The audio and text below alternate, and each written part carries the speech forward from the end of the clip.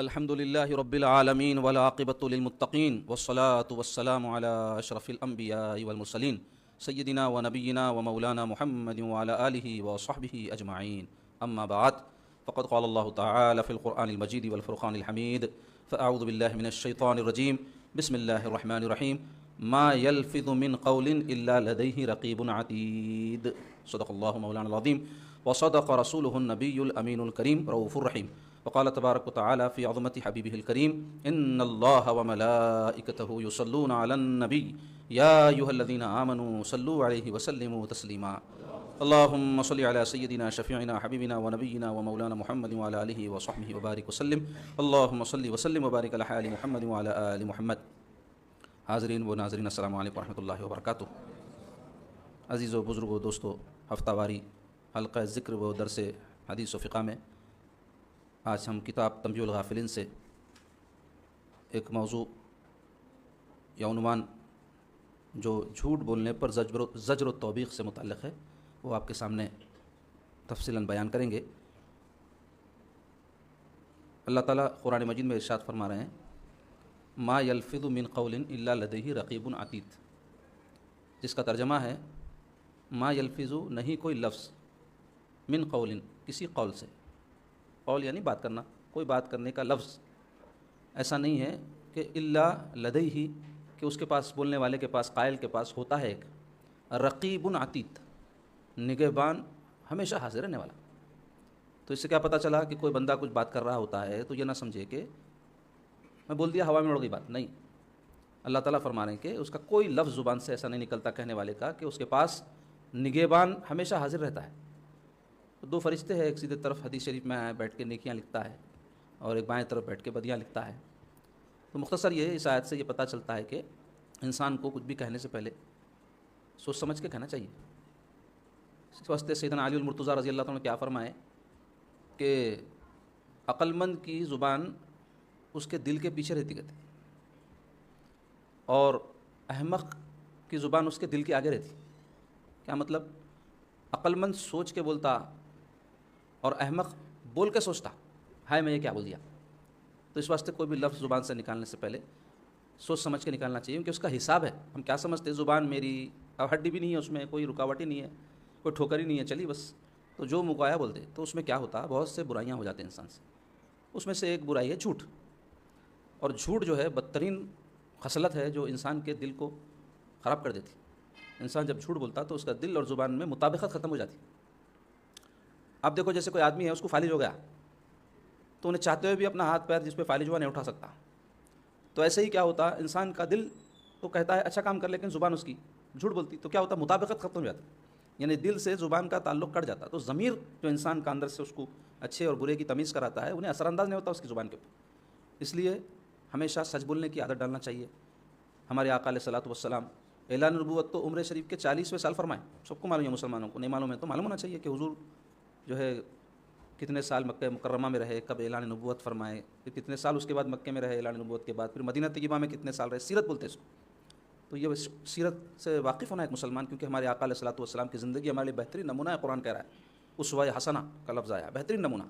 تو ہم اپنے لیے کب حضور کی زندگی کو پیش نظر رکھیں گے؟ جب واقفیت حاصل کریں گے. تو مختصر یہ کہ حضور 40ویں سال عمر شریف کے اعلان نبوت فرمائے، لیکن اس سے پہلے آپ کی قوم آپ کو کہتی تھی صادق الوعد. آپ کا لقب تھا وعدے کے سچے، کیونکہ وہ ایسا معاشرہ تھا جس میں لوگ سچ نہیں بولتے تھے اور کہتے تھے حضور کو امین. حضور کا لقب تھا امین. تو امین اور صادق کے نام سے حضور کو آپ کی قوم پکارتی تھی اور جانتی تھی. تو اس سے کیا پتہ چلا کہ انسان کے لیے سچ بولنا کتنی اہم بات ہے اور جھوٹ بولنا بدترین خصلت ہے.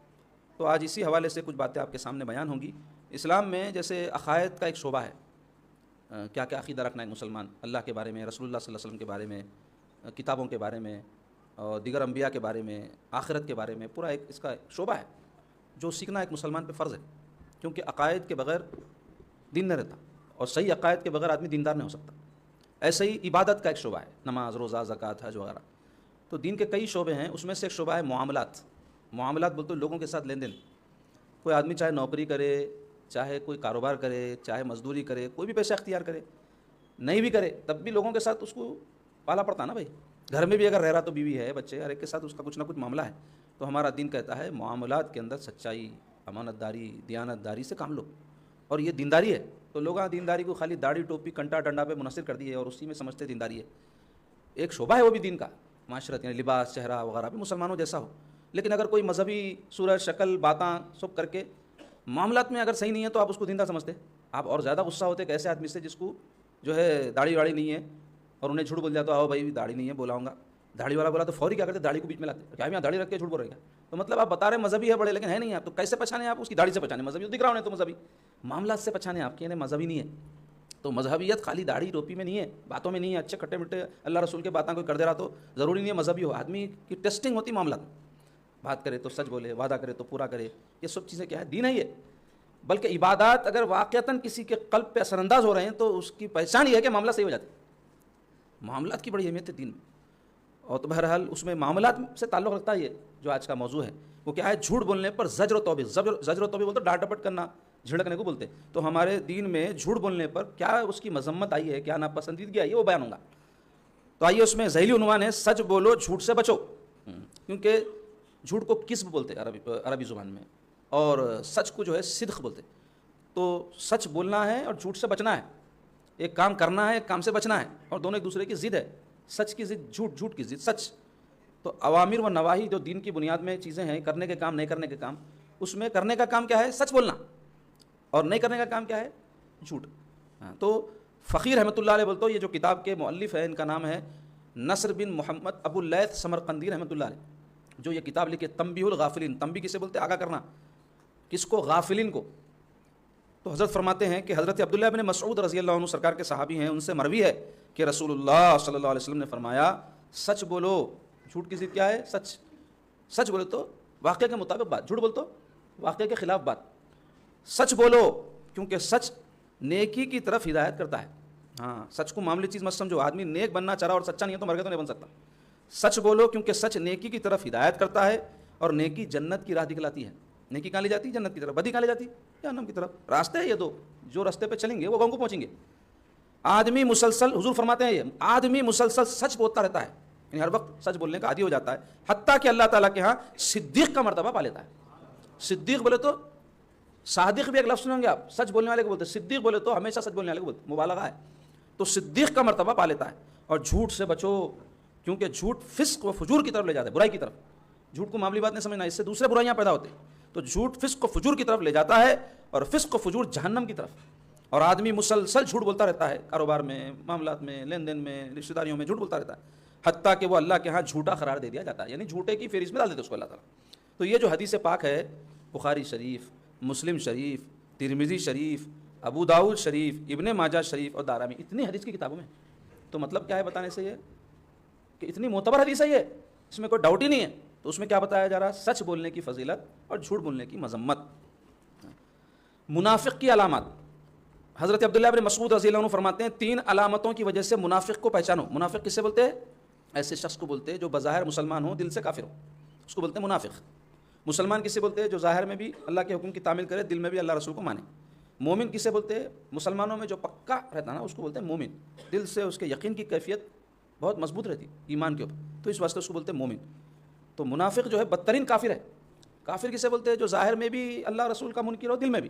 منافق کسے بولتے ہیں؟ جو ظاہر میں مسلمان ہو، دل میں کافر ہو. تو کیسا معلوم ہوگا انہیں مسلمان ہے کافر ہے؟ تو بتا رہا تھا مسلمان ہے، دھوکہ دے رہا. تو بدترین کافر کو بولتے ہیں منافق. تو منافق کی علامات ہے، پہچان ہے بعض اس کی، اس سے پہچان سکتے. حضرت عبداللہ بن مسعود فرماتے ہیں یہ جو فرمایا حضور کا ارشاد ہے جو بتا رہے ہیں ہم کو. پہلی علامت، جب بات کرتا ہے تو جھوٹ بولتا ہے. کس کی علامت ہے یہ؟ منافق کی، مسلمان کی نہیں. تو مسلمان اگر جھوٹ بول رہا تو کیا کر رہا انہیں؟ شرعی منافق تو نہیں بن جا رہا، منافقوں کے راستے پہ ضرور چل رہا. دوسرے، جب وعدہ کرتا ہے تو وعدہ خلافی کرتا ہے منافق. تیسرے، جب معاہدہ کرتا ہے تو دھوکہ دے دیتا ہے. یہ حدیث بھی پچھلے جو حوالے دیے گئے بخاری، مسلم، ترمذی، نسائی، یہ سب میں موجود ہے. حضرت لقمان حکیم رحمۃ اللہ علیہ سے پوچھا گیا حضرت لقمان کون ہیں، اس بارے میں علماء میں اختلاف ہے. بعض کہتے ہیں نبی تھے، بعض کہتے ہیں ولی تھے، لیکن بہت بڑی شخصیت تھے. کیوں بڑی شخصیت تھے؟ قرآن میں ایک پورا سورہ ان کے نام سے ہے.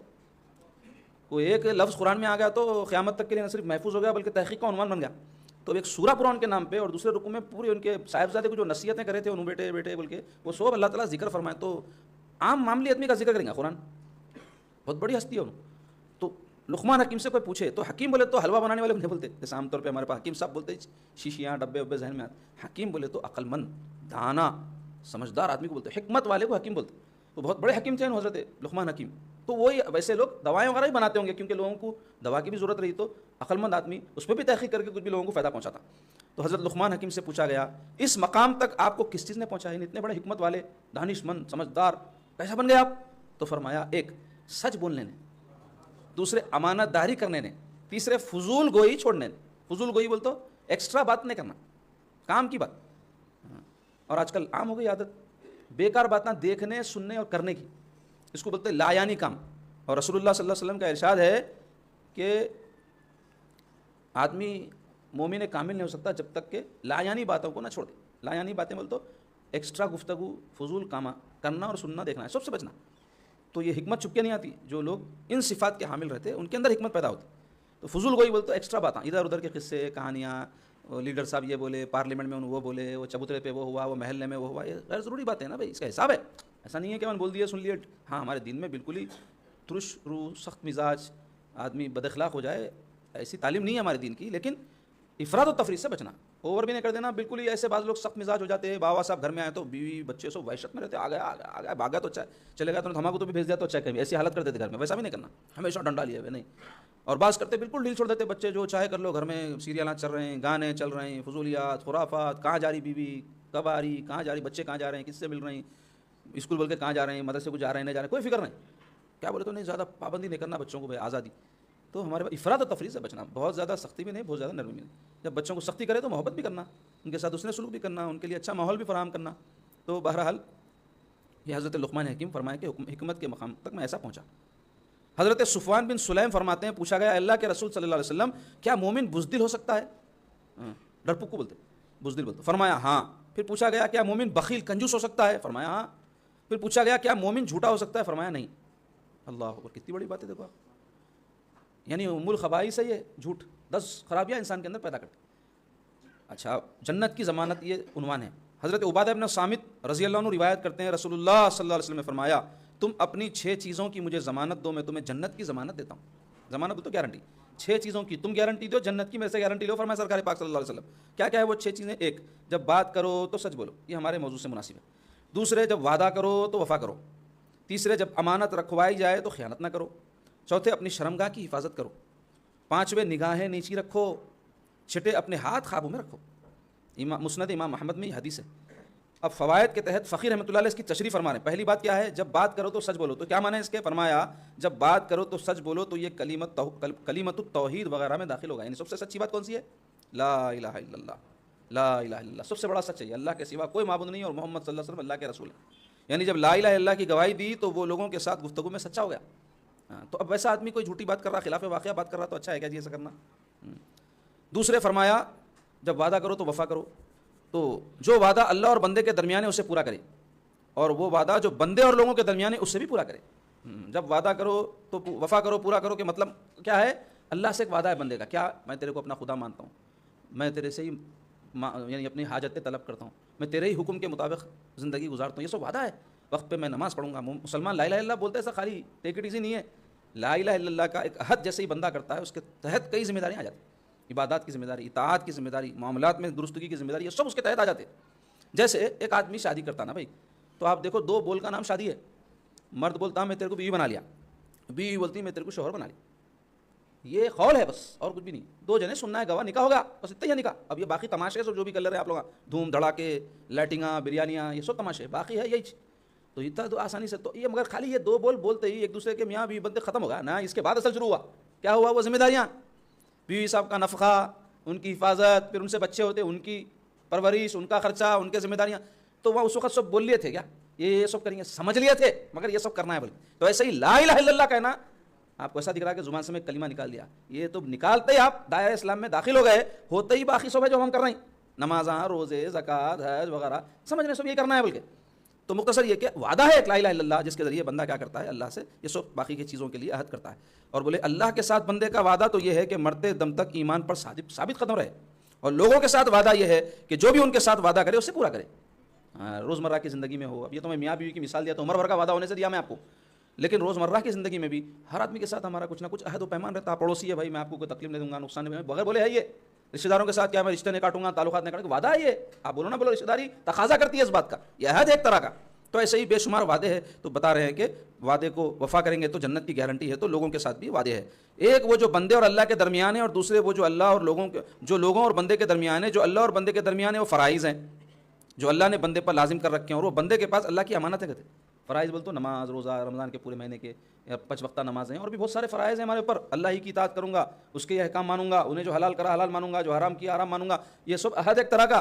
تو فرائض ہیں یہ جو اللہ بندے پر لازم رکھے ہیں، اور وہ بندے کے پاس اللہ کی امانت، اور اس پر لازم ہے کہ وہ انہیں وقت پر ادا کرے. نماز کا ٹائم ہوتے ہی نماز پڑھ لیے، رمضان کا مہینہ آتے روزے رکھ لیے، کسی کا حق دینا ہے فوری دے دیے، زکوٰۃ دینا ہے ٹائم ہوتے دے دیے. یہ سب فرائض ہیں. اچھا، تیسری بات کیا ہے جناب؟ جب امانت رکھائی جائے تو خیانت نہ کرے. تو اس کی تشریح میں فرماتے ہیں جو امانت لوگوں اور بندے کے درمیان ہے وہ یہ ہے کہ اس کے پاس کسی آدمی نے اپنا مال یا بات بھی امانت ہے. مثلا کوئی آپ کو راز بولا، آپ ہر ایک کو یہ بول رہے ہیں، کسی کو نہ کو بول کے بولتے جا رہے ہیں، تو یہ خیانت نہیں ہے. یا کسی کا کوئی عیب آپ کو معلوم ہے، چھپانا ہے اس کو، آپ سب کے سامنے ظاہر کر دے رہے ہیں. یا ایسے ہی حدیث میں آیا مجلس کی امانت ہے. کسی کے بارے میں کوئی اچھا برا تذکرہ ہوا، وہی ختم، آپ جا کے لگا دے رہے ہیں، لگاؤ بجاؤ کام کر رہے ہیں کہ ارے تمہارے بارے میں ایسا بول رہے تھے وہاں، تو خیانت کر رہے ہیں آپ. تو اس واسطے کیا بول رہے ہیں کہ مال یا بات یا اور کوئی چیز امانت رکھوائی. اور ایک وسیع مفہوم ہے امانت کا، عہدے، مرتبے. امام صاحب امین صاحب ہیں، بغیر بولے ان کا نام امین ہے ہر امام کا. MLA صاحب بغیر بولے امین صاحب ہیں، ان کے پاس عوام کی امانت ہے، جو بھی ان کی ذمہ داریاں ہیں عوام کی امانت ہے ان کے پاس. متولی صاحب، خطیب صاحب، مولوی صاحب، مقرر صاحب، یہ سب امینہ ہے. تو امین بول کے نام رکھے تو جو امین نہیں ہوتے، وہ نام کے امین ہے. ہر انسان کام کا امین ہے. بیوی امانت ہے آپ کے پیسے، کیسا اس کی ذمہ داریاں، اس کو پالنا، کھلانا، پلانا، نگرانی کرنا. بچے امانت ہے، ہر آدمی امین ہے. اس واسطے رسول اللہ صلی اللہ علیہ وسلم کیا فرمائے؟ کلکم راعٍ وکلکم مسئول عن رعیتہ. تم میں کا ہر کوئی رائی ہے. رائی کہتے ہیں اصل میں چرواہے کو. تو چرواہا کیا کرتا؟ بکریوں کو چراتا. تو اس کے تحت رہتے بکریاں، ایک بھی گئی تو اس کو پکڑتے. تو کلکم راعٍ کے معنی کیا ہے؟ تم میں کا ہر کوئی نگہبان ہے، وکلکم مسئول، اور تم میں کا ہر کوئی پوچھا جانے والا ہے. الرعیتہ، اپنی رعیت کے بارے میں، ماتحتین کے بارے میں. متولی صاحب مسجد کے بارے میں پوچھے جائیں گے، صدر صاحب کمیٹی کے مسجد کے بارے میں پوچھے جائیں گے، پڑوسی کے بارے میں پوچھا جائے گا کہیں اس کا حق ادا نہیں کرا. شوہر بیوی یہ نہیں سمجھنا انہیں امین بولتا ہوں میں، امینہ تو نہیں ہوں. امین بولے تو نہیں امین بول تو امینہ بھی ہے انہیں، مطلب انہیں بھی شوہر کی امانتوں کی ذمہ دار ہے. شوہر کما کے پیسے 4 اٹھا کے رکھا تو ضائع نہیں کرنا. برتھ ڈے یہاں یہ وہ فضولیات خرافات میں شوہر آئے تک پورا لٹا کے خالی بیٹھے ہوئے تو پھر آیا تو بیچارہ زیرو. تو ذمہ داری کیا ہے؟ بچانا اس کا پیسہ، حفاظت کرنا، اس کی اچھی جگہ لگانا، جہاں پھر کچھ 4 پیسے بن گئے تو اپنے کو کام آتے، لوگوں کے آگے بھیک نہ مانگنا پڑتا. یہ سب امانت ہے. بچے امانت ہے بیوی کے پاس، کہ شوہر کے بچوں کی اچھی تربیت کرنا، نگہداشت کرنا. ایسا بہت وسیع مفہوم ہے اس کا. تو فرمایا کہ جو امانت لوگوں اور بندے کے درمیان ہے وہ یہ ہے کہ اس کے پاس کسی آدمی نے اپنا مال یا بات یا اور کوئی چیز امانت رکھوائی تو اس پر لازم ہے کہ اس امانت کو پورا کرے. چوتھے کیا ہے جناب؟ اپنی شرمگاہوں کی حفاظت کرے. یہ 2 طرح سے بول رہے ہیں. ایک اپنی شرمگاہ کو حرام اور شبہ سے بچائے.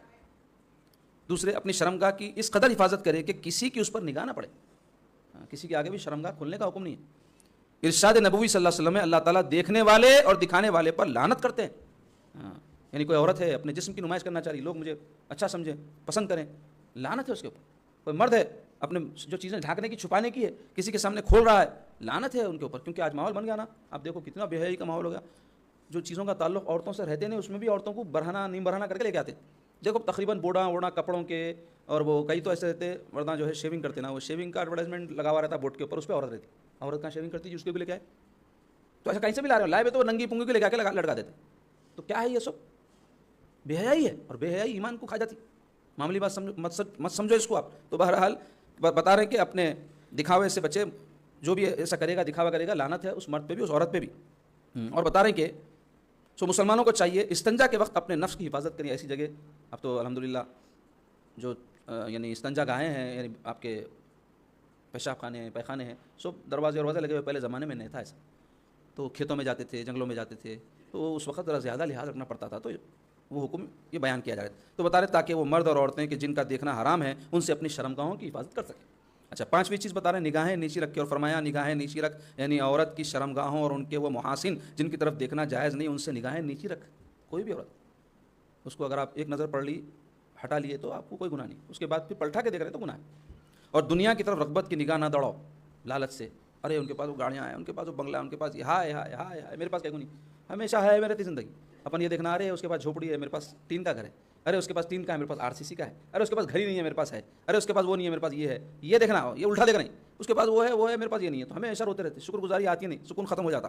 ارشاد باری تعالیٰ ہے وَلَا تَمُدَّنَّ عَيْنَيْكَ إِلَىٰ مَا مَتَّعْنَا بِهِ أَزْوَاجًا مِّنْهُمْ زَهْرَةَ الْحَيَاةِ الدُّنْيَا لِنَفْتِنَهُمْ فِيهِ۔ کیا فرما رہے اللہ تعالیٰ، اپنی نگاہ ان کی چیزوں کی طرف نہ بڑھاؤ کہ جنہیں ہم نے دنیا میں خوش عیشی آزمائش کے طور پر عطا کی، کافراں ہیں، دولت منداں ہیں، اللہ بہت نوازا، ان کو دیکھ کے اپن حسرت میں مبتلا نہیں ہونا، اللہ ان کو آزمانے دیا، ہمارے پاس کوئی بات نہیں، مال کم ہے، کوئی بات نہیں، مصیبت ہے، کوئی بات نہیں، کاروبار نہیں چل رہا ہوں گا، کوئی بات نہیں ہے، بیوی نافرمان ہوں گی، کوئی بات نہیں، تکلیف ہوں گی، جنت میں ہم کو اس کا بدل ملیں گا، آخرت میں ہم کو اس کا اجر ملیں گا، ہر چیز یہاں نہیں ملتی، ایسا ہمارے دین کی تعلیم ہے۔ اور کیا سمجھ رہے ہیں مسلمان آج، ہم اچھے نیک رہے تو کاروبار چل جانا، ہم نیک رہے تو ہم جو بولے ہو جانا، یہ کیسا ہوتا بھائی؟ انبیاء علیہ السلام نے بولے نا ایسا، لوگوں کو تکلیف دی گئی، برداشت کریں نا، صبر کرو بولے، اپنی امت کو بھی حکم دیے، انہوں تو جو چاہتے زبان سے نکلا تو مل جاتا تھا۔ ہمارے سرکار فرمایا اگر میں چاہوں بہت پہاڑ سونے کا بن کے چلے تو چلے، لیکن میں چاہتا ہوں ایک دن روزہ رکھوں تاکہ صبر کروں، ایک دن نہ رکھوں تاکہ شکر کروں، یہ سکھا ہے ہمارے سرکار، اور بھلا دے رہی امت تعلیم آج، سب دنیا میں ہونا، دنیا میں ہونا، دنیا میں ہونا، تو یہاں مل گیا تو وہاں محروم ہو جائیں گے، اس واسطے وہاں کی نعمتیں جو دائمی اس کی فکر کرنا۔ اچھا چھٹی بات فرمایا اپنے ہاتھوں کو قابو میں کرو، یعنی حرام مال وغیرہ سے روکو۔ تو یہ 6 چیزوں کی حضور فرماتے ہیں کوئی مجھے گارنٹی دے گا، مطلب اس پہ عمل کرے گا تو جنت کی گارنٹی ہے اس کو۔ تو آپ دیکھو پرچہ اٹھ ہو گیا، اس کے باوجود بھی اگر کوئی فیل ہو گیا تو کتنا بڑا بدبخت ہے جی، انہیں سوالات بتا دے رہے ہیں، جوابات بتا دے رہے ہیں رسول اللہ صلی اللہ علیہ وسلم، یہ کر لو، اس کے باوجود بھی کوئی نہیں کرا تو محروم ہے، انہیں دائمی محروم ہے۔ اللہ ایسی محرومی سے ہم سب کو محفوظ رکھے اور ہمارے آقا صلی اللہ علیہ وسلم کے بتائے ہوئے راستے پہ چلنے کی توفیق نصیب فرمائے۔ اب آئیے فقہی مسائل کے بیان میں، فصل نمبر 22 کتاب آداب اسلام سے ذکر کی سنتیں۔ ذکر خود کرنا فرض ہے، کیونکہ اللہ تعالیٰ بکثرت قرآن مجید میں ذکر، نہ صرف ذکر بلکہ ذکر کثیر کا حکم فرمائے، اس واسطے علماء کہتے ہیں کہ ذکر کرنا فرض ہے ہر ایک پہ۔ تو ذکر کی اس پر کرنے کے جو طریقے وغیرہ کے مطابق سنتیں ہیں، کچھ رسول اللہ صلی اللہ علیہ وسلم کیسے کرتے تھے ذکر، تو بتا رہے ہیں کہ اللہ کا ذکر بہت بڑی چیز ہے۔ قرآن کی آیت کا ترجمہ ہے وَلَا ذِكْرُ اللَّهِ اکبر، قرآن میں آیا، اور اللہ کا ذکر بہت بڑی چیز ہے، یعنی معمولی چیز مت سمجھو، کوئی زبان سے ذکر کی نیت سے لا الہ الا اللہ بول دیا، معمولی چیز نہیں ہے، بہت بڑی چیز ہے، اللہ اللہ اللہ بولا بہت بڑی چیز ہے، لاکھوں کروڑوں روپیوں کی جو ہے دولت سے بڑھ کے ہے۔ اگر کسی کو اللہ کو یاد کرنا نصیب ہو جائے، توفیق ہو جائے، یہ نفس پر بہت سخت ہے۔ ہاں غیبت کرنا، کھٹے مٹے باتیں کرنا یا اور کوئی باتیں کرنا نفس کو پسند آتا، وہی کرتے جاتے، بیچ میں ایک دم یاد آیا اللہ اکبر لا الہ الا اللہ بولنا بہت سخت ہے، اور اس کا اجر بھی بہت بڑا ہے۔ ذکر، اب ذکر کا فائدہ بتا رہے، ذکر قلوب کو سیکل کرنے والا ہے، صفائی کلین کرتا، ایمان کی علامت ہے، اور نفاق سے برآت کا موجب ہے، یعنی نفاق سے چھٹکارا، منافقت ختم ہو جاتی ہے انسان۔ ذکر عبادت کا مغز ہے، کیونکہ یہ سب عبادتیں کہیں کو کرا رہے ہیں اللہ تعالیٰ، نماز پڑھ رہے ہیں، ہم روزے رکھ رہے ہیں، مقصود کیا ہے اس سے بھائی؟ عبادت برائے عبادت نہیں ہے، عبادت برائے یاد الہی ہے، اور یاد الہی سے کیا مقصود ہے؟ اللہ کی محبت، اللہ کے رسول کی محبت دل میں پیدا ہونا، تو یہ نیت سے کرنا ذکر۔ تو ذکر عبادت کا مغز اور نجات کی کنجی ہے، یعنی جہنم سے بچنے کا ذریعہ ہے۔ حضور قلب، یعنی دل پورا لگا کے ذکر کرنا، لا الہ الا اللہ پڑھ لیں تو اس کے معنی میں غور کرنا، اللہ اللہ پڑھ لیں تو اس کے معنی میں گم ہو جانا، سبحان اللہ و بحمدہ سبحان اللہ عظیم پڑھ لیں تو اس کے معنی کیا ہے جان کے پوری توجہ کے ساتھ ذکر کرنا۔ تو بول رہے ہیں حضور قلب اور اخلاص کے ساتھ ذکر کرے۔ ذکر خفی سنت ہے، ذکر خفی بولے تو چیخ پکار بغیر کرے کرنا سنت ہے۔ اب یہ آپ دیکھیں ہوں گے بعض جہری ذکر ہے صوفیہ کے پاس، یا خود اپن بھی ابھی کیے، تو پھر اس کی کیا حقیقت ہے تو جاننا چاہیے، یہ مبتدین کے لیے ہے، اور یہ طریقہ ذکر کا ثابت ہے، صحابہ جہری ذکر بھی کیے، لیکن فضیلت کے اعتبار سے بتا رہے ہیں کہ زیادہ افضل خفی ذکر ہے، کیونکہ ذکر جہری میں پھر بھی بلند آواز ہونے کی وجہ سے ریا کا امکان رہتا، دکھاوے کا امکان رہتا، ذکر خفی میں یہ نہیں رہتا، دلی دل میں بندہ اللہ کو یاد کرتا رہے، دلی دل میں یاد کرتا رہے، تسبیح و ہاتھ میں نہ کچھ ہو مگر دل میں اللہ کی یاد سمائی رہے، تو ذکر خفی سنت ہے، ذکر خفی ذکر جہری سے افضل ہے، تو مطلب ذکر جہری بھی کر سکتے یہ مانے، تو اب ذکر جہری کیوں کراتے؟ عادت ہونے کے واسطے، اور غافل لوگ کو زیادہ رہے تو زیادہ پکارنا پڑتا، کوئی آدمی سو رہا چیخ چیخ کے اٹھانا پڑتا، بیدار کو ایک وقت پکارے تو سن لیتا، تو ہمارے دل سو گئے تو اس واسطے چیخ پکار کر کے ان کو زندہ کر رہے ہیں۔ ذکر خفی کو ایک معطر ہوا کے جھونکے سے تعبیر کر سکتے ہیں، ہاں یعنی ایک دم اللہ کی یاد دل میں آ گئی تو اس کی مثال ایسی ہے جیسے ایک ہوا کا جھونکا جو عطر کی خوشبو لے کر آیا ویسا ہو جاتا دل کے لیے۔ ذکر کے لیے افضل الذکر کو اختیار کرے، کیا ہے وہ؟ لا الہ الا اللہ محمد رسول اللہ، افضل الذکر، تمام ذکروں میں سب سے افضل۔ کلمہ شہادت کا ذکر افضل الذکر، یعنی اشہد ان لا الہ الا اللہ کے ساتھ بھی کر سکتے ہو۔ ذکر کے وقت آواز کھینچ کر ذکر کرے تاکہ ہر عضو کو اس کا حصہ مل سکے، یعنی لا الہ الا اللہ ایسا پڑھنا، لا الہ الا اللہ ایسا نہیں، لا الہ الا اللہ، لا الہ الا اللہ اچھی طرح پڑھے بول رہے۔ غافلوں کے درمیان، یعنی جو اللہ کو بھلا دیا ان کے درمیان، اور بازاروں کے معرکے کی ہما ہمی میں، کاروبار میں، مصروفیت میں، لین دین میں، خرید و فروخت میں ذکر کرنے کو غنیمت جانے، یعنی وہاں بھول جاتے، ایگزیبیشن گئے بھول جاتے، پارک میں گئے تو بھول جاتے، شادی میں گئے تو ولیمے میں گئے تو اللہ کو بھول جاتے، تو بولے وہاں یاد کرو اللہ کو، ایک دم لا الہ الا اللہ بول دو، محمد رسول اللہ بول دو، اللہم صلی علی سیدنا محمد، بلکہ حضور پہ درود بھیج دو، ایسا کہیں بھی ایسی مصروفیت کی جگہ اللہ کو یاد کرو بول رہے ہیں۔ اچھا، اب دوسری فصل ہے سید الخلائق نبی کریم صلی اللہ علیہ وسلم پر درود و سلام، ذکر کے ساتھ یہ چیز جڑی ہوئی ہے، کیونکہ ذکر قبول بھی ہونا نا، تو حضور پہ درود پڑھے تو دعا ذکر قبول ہوتی ہے۔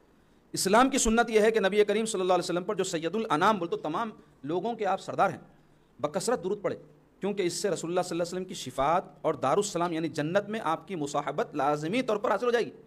سرکار کی شفاعت اور جنت میں حضور کا قرب کیسا نصیب ہوگا؟ کثرت درود شریف پڑھنے سے۔ لہٰذا جہاں کہیں اور جب کبھی آپ کا ذکر آئے تو درود پڑھے، یہ واجب نہیں ہے، مستحب ہے، لیکن ایک مرتبہ حضور کا نام سنتے ہی صلی اللہ علیہ وسلم کم از کم پڑھنا یہ واجب ہے۔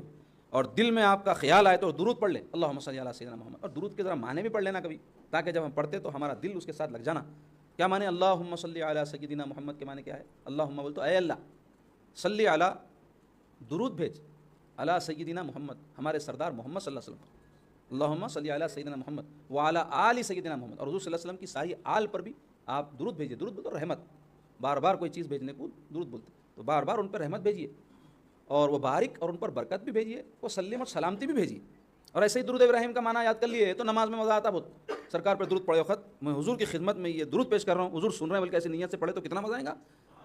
تو معنی معلوم رہنا کیا پڑھو، اللہم صلی علی محمد وعلی آل محمد کما صلیت علی، ذرا یاد کر لو ترجمہ، ہمارے پاس دینی تعلیمی نصاب بول کی کتاب ہے، اس میں درود، دعائے معصورہ وغیرہ سب ترجمے کے ساتھ ہے۔ اور اس میں اچھی بات کیا ہے کہ ہم اب آج کل اردو بھی نہیں آ رہی لوگوں کو، پہلے فارسی نہیں آتی تھی، اب اردو نہیں آ رہی، عربی تو بہت ہی کم آتی مسلمانوں، مگر جو ہے قرآن کی، حدیث کی، جنتیوں کی زبان ہے عربی، اللہ توفیق دیا تو سیکھنا۔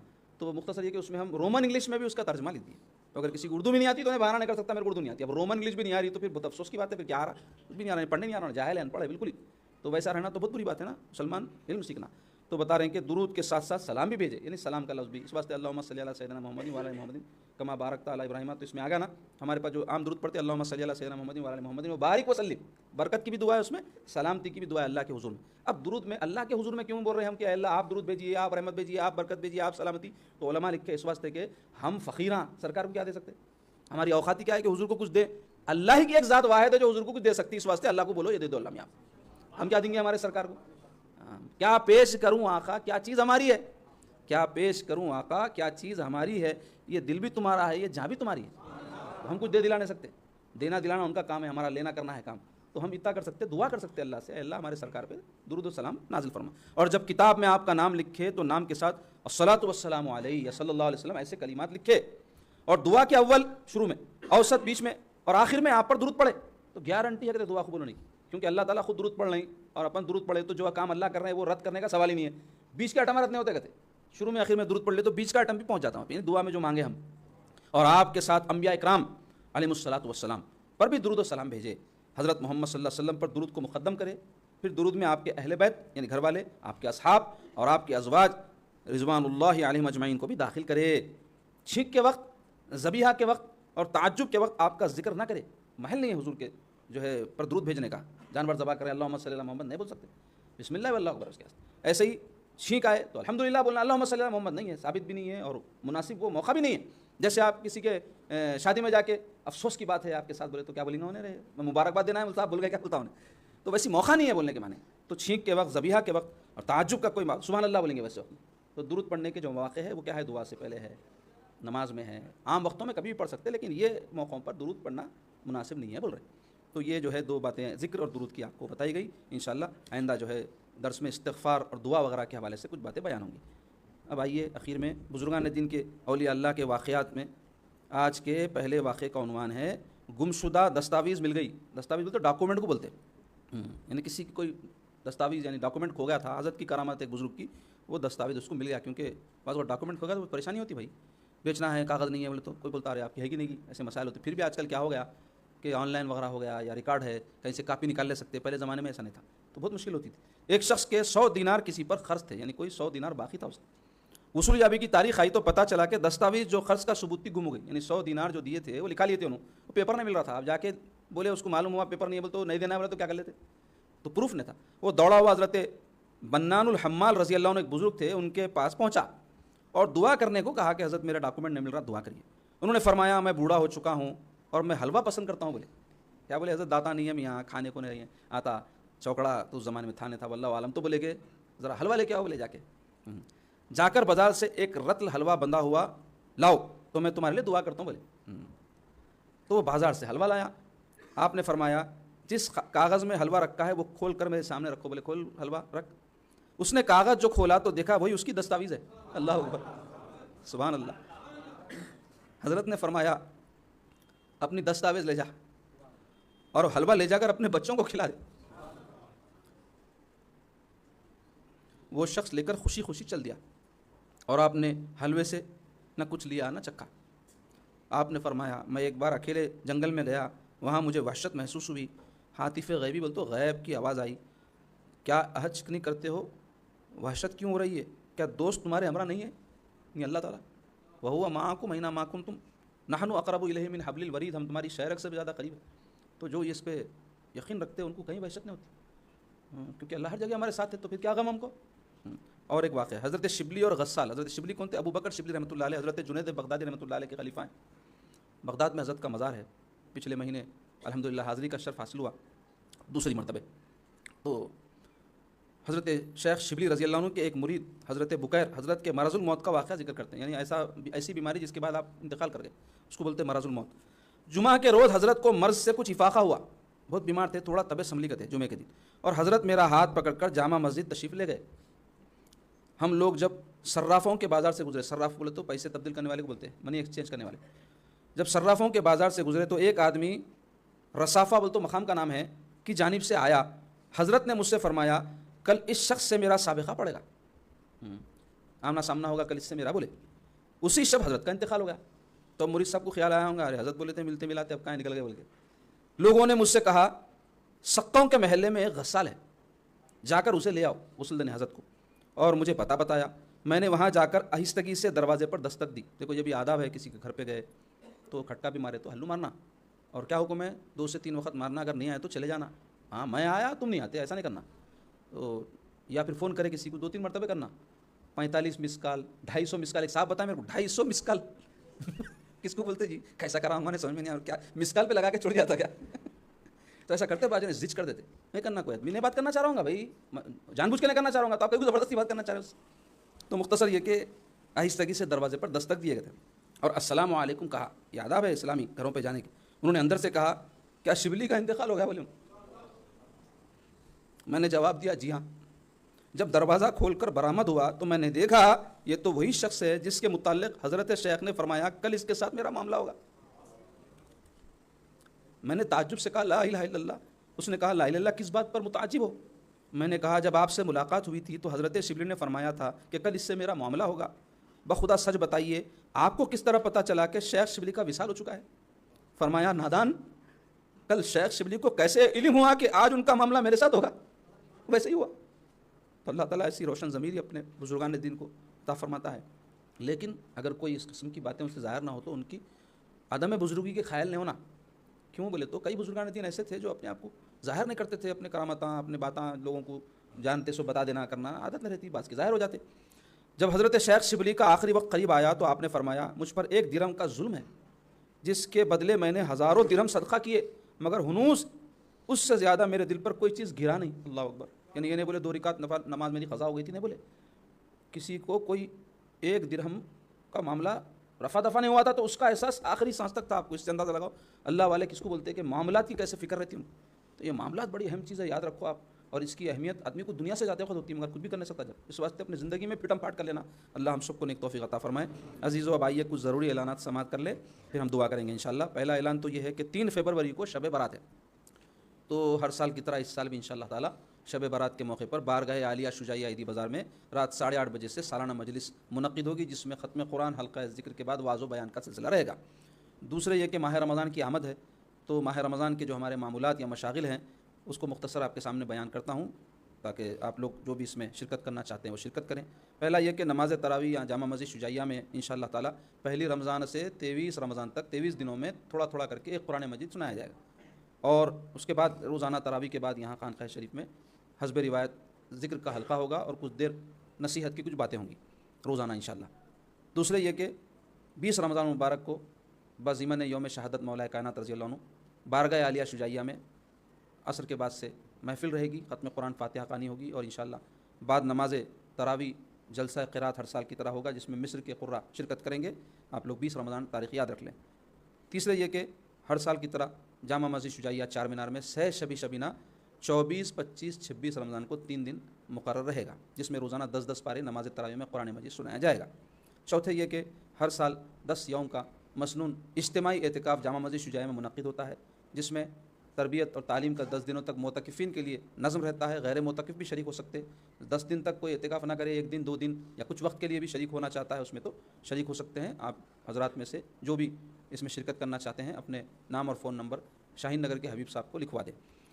اور ہر سال کی طرح یہ اعلان بھی کروں گا کہ جو حضرات بھی صاحب استطاعت ہیں اور اہل سلسلہ ہیں یا غیر اہل سلسلہ ہیں، اپنی زکوٰۃ ادا کرنے والے ہیں، ان سے اپیل ہے کہ اپنی زکوٰۃ کا 25% خانقاہ شریف کے فنڈ میں جمع کروائیں، تاکہ سال بھر ہمارے سلسلے کے جو مستحقین وغیرہ کی جو ہے امداد کا نظم ہے اس میں آپ لوگ بھی ثواب میں شریک ہو سکے. اور انشاءاللہ ماہ رمضان میں بھی یہ جو اتوار کا ہمارے حلقہ درس اور حلقہ ذکر ہے حسب معمول جاری رہے گا، بلکہ رمضان شریف میں تو ہم کو بہت زیادہ ذکر کرنے کی ضرورت ہے. تو اس واسطے آپ لوگ ماہ رمضان میں بھی ان محافل میں شرکت فرمائیں. اللہم صلی علی سیدنا محمد وعلی آلہ وصحبہ وبارک وسلم. یا اللہ یا ارحم الراحمین یا اکرم الاکرمین، اے دعاؤں کو قبول فرمانے والے، ہماری دعاؤں کو قبول فرما لیجیے، ہماری خطاؤں کو معاف فرما دیجیے، ہماری لغزشوں کو بخش دیجیے. اے اللہ ہمارے سینوں سے قدرتوں کو، حسد کو، کینہ کو، بری خصلتوں کو نکال دیجیے. اے اللہ ہم کو جھوٹ سے، بے وفائی سے، بددیانتی سے، بے ایمانی سے، وعدہ خلافی سے بچائیے.